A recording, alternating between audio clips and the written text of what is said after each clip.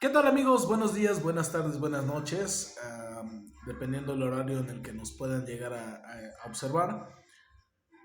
Lo prometido es deuda. El día de hoy vamos a estar empezando ya con algunas pequeñas cápsulas con diferentes temas del ámbito psicológico, del ámbito emocional, que sin duda estoy seguro que a muchos de ustedes les van a gustar mucho estas temáticas que tenemos.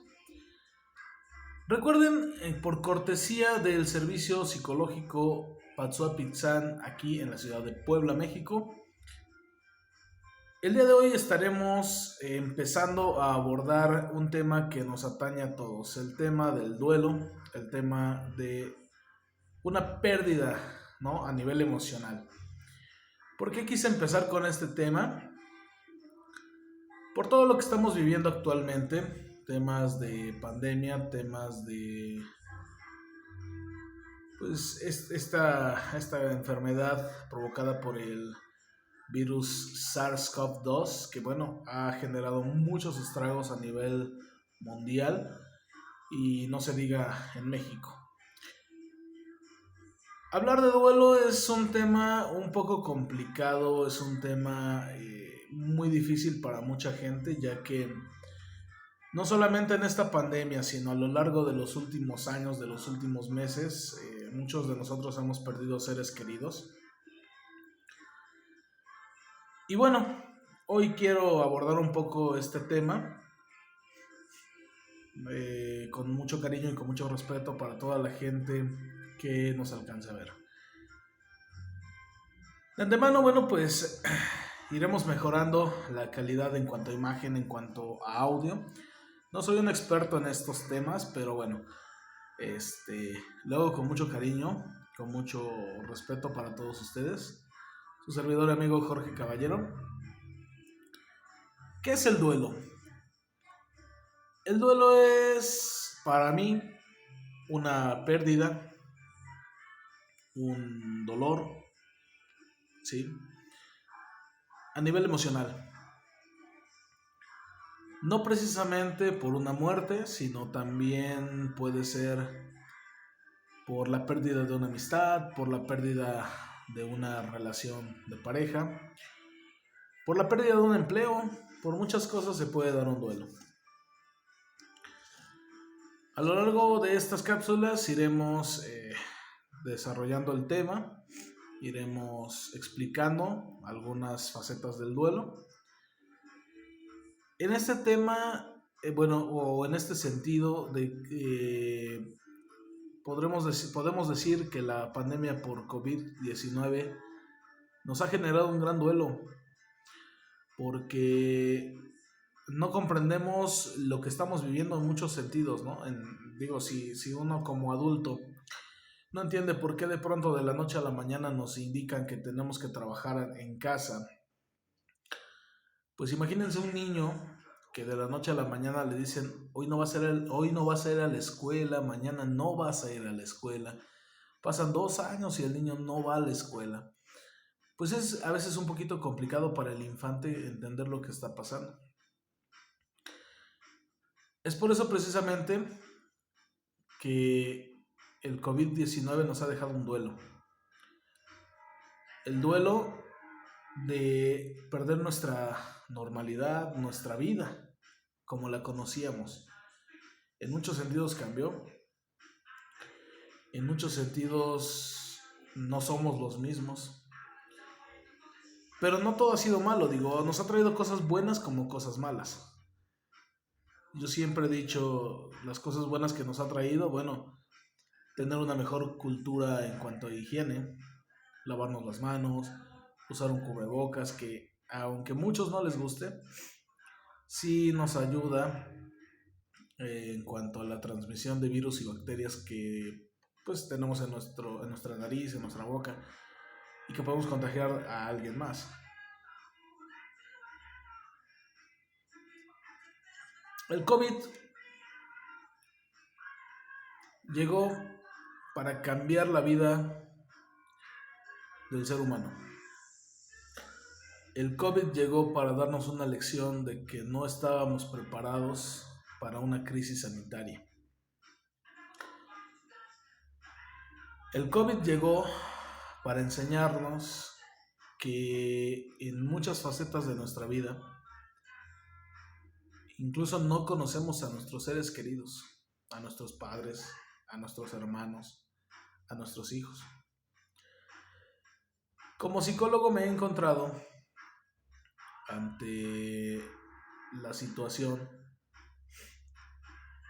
que muchos padres traen a sus hijos a terapia y lo primero que me dicen, mi hijo tiene un problema, mi hijo pasa muchas horas en el celular, mi hijo ya no socializa o si socializa tiene muchos problemas con sus amigos. Presentaba estos síntomas, pero se agravaron a raíz de la pandemia. Y lo primero que yo le pregunto a los padres es, ¿conoces realmente a tus hijos? ¿Sabes qué les gusta, qué les disgusta? ¿Pasas tiempo con ellos? Sí, paso todo el día con ellos. ¿Juegas con ellos? No, no tengo tiempo. Mi trabajo me absorbe demasiado para poder estar poniéndoles atención. Como dije, si para uno como adulto es complicado el entender qué cosa está pasando, para un niño es una situación muy complicada. Y parte de esto, pues es la cultura, ¿no? La cultura en este caso mexicana de que los padres estábamos acostumbrados o estaban acostumbrados a mandar al niño a la escuela y en la escuela que se hagan bolas, ¿sí? Que lo eduquen, que lo críen, que lo formen como se les dé la gana a los maestros. Y la realidad nos marca que no es así.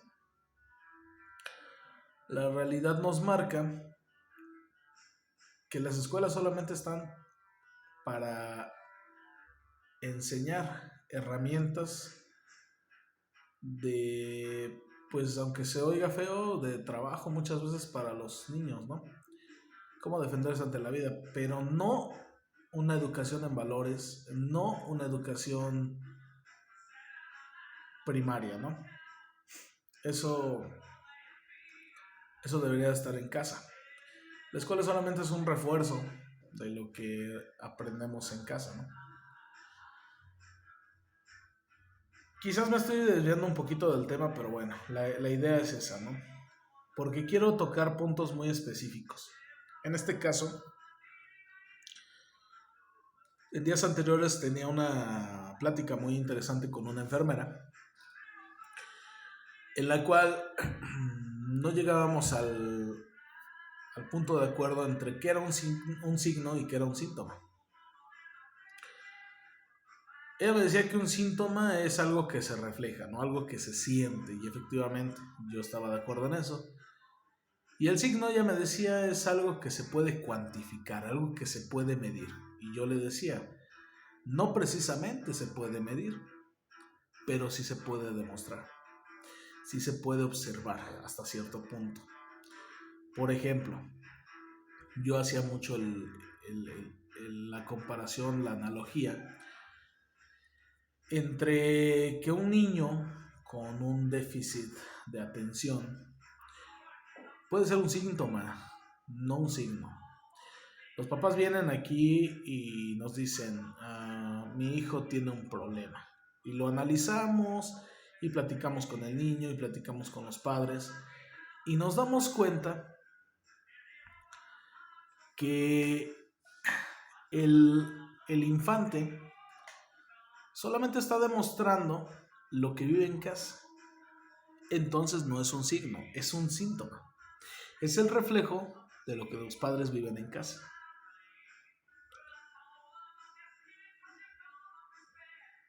Evidentemente, para entender esta idea tenemos que estudiar estos dos conceptos que son muy importantes, ¿no? Tenemos que llegar a la conclusión de qué es un síntoma y qué es un signo. Pero muchas veces cuando un padre de familia trae a su hijo a terapia, el padre de familia espera que el niño se cure. Y muchas veces el del problema no es el niño. Muchas veces el problema son los padres. ¿A qué voy con todo esto? Si esto lo trasladamos a un nivel mayor, a un nivel de jerarquía mayor, esto quiere decir que lo que están padeciendo los niños, pues es un síntoma del encierro, del quédate en casa, del ten cuidado, no te acerques a una persona porque te va a contagiar. Es un síntoma de pánico a final de cuentas, ¿no? Todo lo que están viviendo los niños. Y los padres pues no sabemos cómo manejarlo, porque no entendemos lo que está pasando. Entonces, el tema es el duelo. ¿Qué es el duelo? Es para mí una pérdida. Y el cómo afrontamos una pérdida.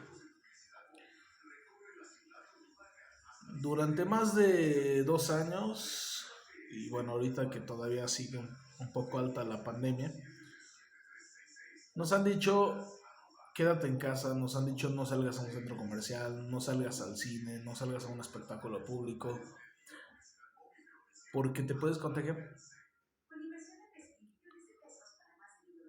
El mundo está acostumbrado a tener vida social y esta enfermedad llegó a destrozar la vida social, la vida económica, la vida política de cada país. Llegó a dañarla. Tendríamos que explicarle a los papás o tendríamos que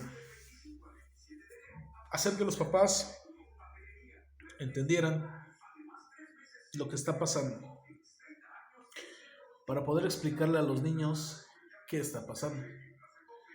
Muchas veces es muy fácil decir, la enfermedad la crearon, la enfermedad no existe. Los que la hemos padecido sabemos que existe. Si la crearon o no la crearon, bueno, eso ya es otro tema. Pero de que existe, existe. De que tenemos que cuidarnos de esa enfermedad, sin duda tenemos que cuidarnos.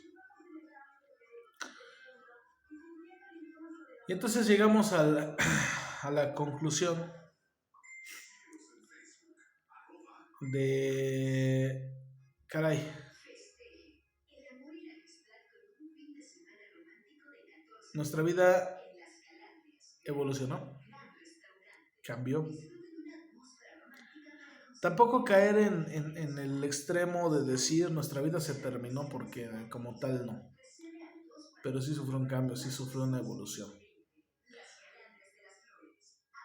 Que si tomamos en cuenta la ley natural de la vida, si no aprendemos a evolucionar, vamos a ir muriendo.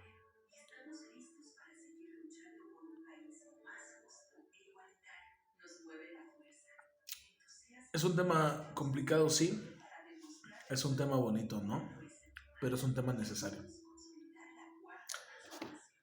Precisamente hay diversos autores que nos platican sobre duelo.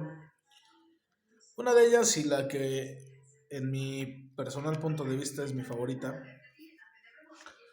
es la doctora Elizabeth Kubler-Ross, tanatóloga.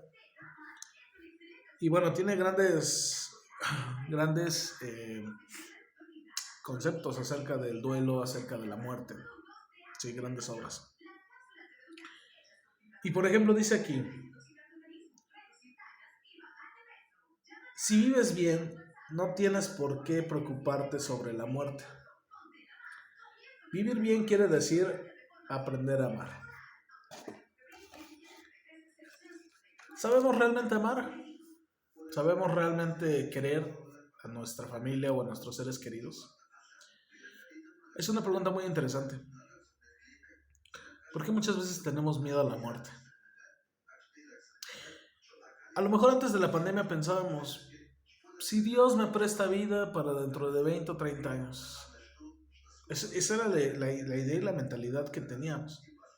Hoy pensamos, si mañana me da COVID y pasado mañana no la cuento, ¿qué voy a hacer? No, ¿o qué va a hacer mi familia? Y entonces nos damos cuenta con esta enfermedad que no tenemos un plan a futuro, que no tenemos como tal conciencia de lo que va a hacer o no hacer nuestra familia cuando nosotros faltemos. No tenemos conciencia de si somos o no somos importantes para nuestra familia, entonces no sabemos si vivimos bien. Porque dice aquí que quien vive bien no se preocupa de la muerte. Quien vive bien no se preocupa si el día de mañana no está. ¿Por qué? Porque sabe que ya dejó un legado, sabe que ya dejó una enseñanza, que sus familiares van a estar bien sin él. Pero no solamente van a estar bien sin él, sino habrán aprendido algo que él les haya inculcado. Hace un rato veía yo un video muy interesante de un trabajador de la construcción que decía: yo quisiera que mis hijos fueran ingenieros, fueran médicos, fueran gente profesionista. Y los tengo trabajando aquí conmigo. Ellos no están ahorita sin nada que hacer. Pero decía algo muy importante. A mí me encantaría que mis hijos fueran profesionistas. Pero si no se puede que sean profesionistas, me conformo con que sean personas de bien. Lucho todos los días porque mis hijos sean personas de bien. Eso es lo que más anhelo. Eso es lo que más deseo. Qué linda enseñanza. En estos tiempos tan complicados. En estos tiempos en los que sabemos, los que trabajamos, que podemos salir de nuestro hogar y quizás no regresar. Por tanta violencia, por esta pandemia, por tantas cosas que estamos viviendo.